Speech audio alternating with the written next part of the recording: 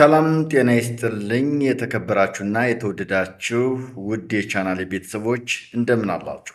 ዛሬ እንዲህ በቪዲዮ መጠናል። ቪዲዮውን ሼር፣ ላይክ በማድረግ ስለምትተባበሩ እናመሰግናለን። ስለምታበረታቱን ምስጋናችን ከልብ ነው። የዛሬው ርዕሰ ጉዳዬ በራስህ ቢደረግብህ ማትወደውን ነገር በሌሎች አታድርግ በሚል ርዕሰ ጉዳይ ጥቂት እንቆያለን። እንግዲህ የሰው ልጅ ይላል አንድ ወዳጅ ትልቅ መርሁ ሊሆን የሚገባው በራሱ ቢደረግበት የማይወደውን ነገር በሌሎች ላይ አለማድረግ።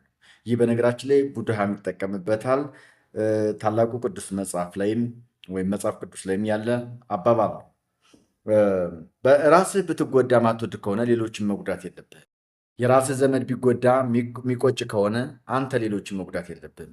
ለምሳሌ ከሰሞኑ አንኳር ጉዳይ የሆነውን የአርሲ የክርስቲያኖች ጭፍጨፋ በተመለከተ አንዳንድ ጉዳዮችን ብናነሳ እዛ ቦታ ብሆን የኔስ ወገን ቢሆን ብለን ማሰብ አለብን። እንዲሁም ታዋቂው የቀድሞ የኦርቶዶክስ ተዋሕዶ ተከታይ እምነት የሆነው በጋሻው የሆነ ሀሳብ ሰጥቶ ብዙዎችን እያነጋገረ ይገኛል። በጋሻው እሱ ቢሆንስ እውን በመሰረቱ አንድ ሰው ያለ በደሉ ቢበድል እንኳ በሕግ ተይዞ በዳኛ አንቀጽ ተጠቅሶለት እስካልተፈረደበት ድረስ በጅምላ በደቦ በማንነቱ ምክንያት በሚከተለው ሃይማኖት ምክንያት ሊገደል በፍጹም አይገባም፣ በዚህ በሰለጠነ ዘመን ማለት ነው። ዋናው ግን ከዚህ ከሕጉም በላይ ሁማኒቲ ይባላል። በራሳችን ቢደረግብን የሚያንገበግብን ነገር በሌሎች ላይ ማድረግ የለብን። ሌሎች ሲጎዱ በእነሱ ቁስል መሳለቅ የለብን። የሌሎች ጉዳት የእኛም ጉዳት ሊሆን ይገባል። ምክንያቱም አንድ የሚያደርገን ነገር ሰው የሚባለው ነገር ነው። በነገራችን ላይ በቅርቡ የተለዩን ሀጂ ሙፍቲ ምን ይላሉ? እኛ ከአንበሳ የተሻልን እየሆን አይደለም።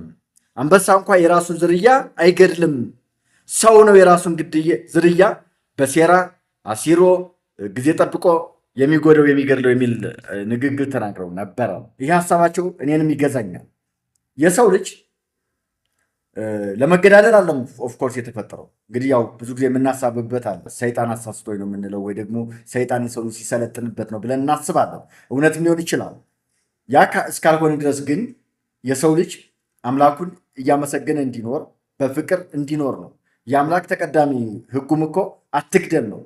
እና ለምንድን ነው ራሳችን ባንከበር ማንወድ ከሆነ ሌሎችም አናከብረው? ለምንድን ነው ራሳችን መጎዳት ማንወድ ከሆነ ሌሎችን ምንጎድረው?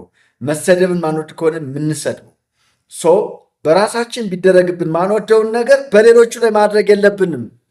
ይሄ መርህ ተጥሶ ነው አሁን ሰዎች በተለያየ ችግር ውስጥ እየዋጀቁ የሚገኙ ሰዎች በተለያየ ችግር ውስጥ የሰው ልጅ በአጠቃላይ ያለው በሀገራችን በዓለማችን የእርስ በርስ ጦርነቶች፣ ግጭቶች፣ አለመግባባቶች ዓለምን እየናጧት የሚገኙት ከዚህ መርህ ስናፈነግጥ ነው።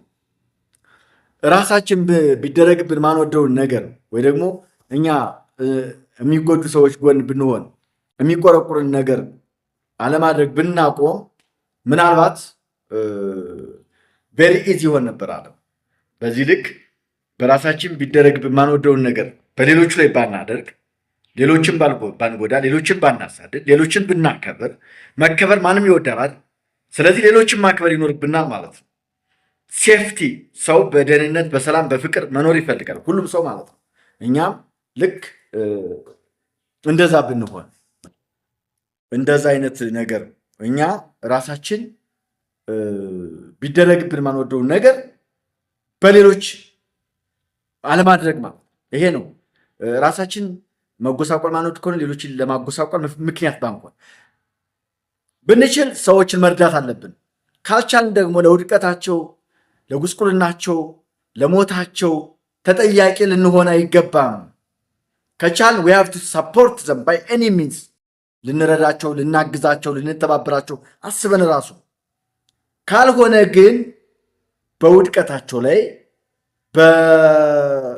በአለመቻላቸው ላይ ልንሳለቅ አይገባም ማለት ነው። ልናጠፋቸው አይገባም ማለት ነው። ልንገላቸው አይገባም፣ ልንዘባበትባቸው አይገባም ማለት ነው።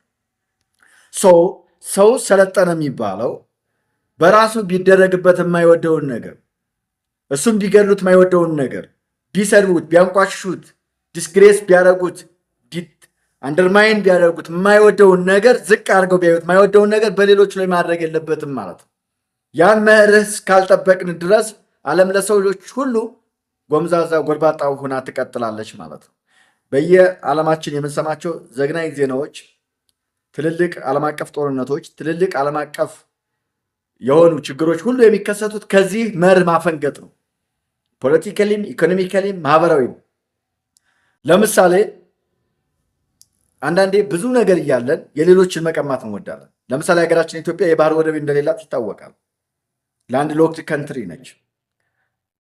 ጎረቤቷ ወይም ደግሞ ትላንት የኢትዮጵያ እናት የነበረችው ኤሪትራ ግን ብዙ አማራጮች፣ ብዙ የወደብ አክሰሶች አላት። ጅቡቲ፣ ትንንሽ ሀገሮች ናቸው። አሁን ኢትዮጵያ ለምን አስፈለገ? አሁን ኢጅፕት ወይ ደግሞ ግብፅ በኢትዮጵያ ቦታ በሆንስ ብላ ማሰብ አለባት። አሜሪካ፣ ሀያሎቹ ራሻ በኢትዮጵያ በኩልስ ማለት አለባት።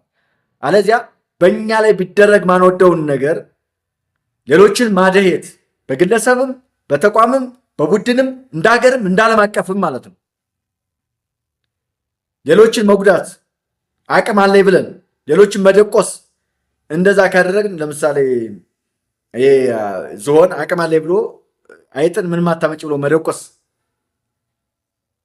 ያ ተገቢ አይደለም ማለት ነው። ስለዚህ ሰዎች ሰለጠኑ የሚባሉት ራሳቸውን መግዛት ሲችሉ እንደ ሌሎቹ የሌሎቹን ህመም፣ የሌሎችን ስቅስቅታ፣ የሌሎችን ቁስል፣ የሌሎችን መከራ በራሳቸው ውስጥ አድርገው እኔስ ብሆን ማለት ሲጀምሩ ንቃተ ህሊናቸው በዚህ ልክ ሲሳለጥ ምናልባት ነገሮች ሁሉ የተሻለ ሊሆኑ ይችላሉ።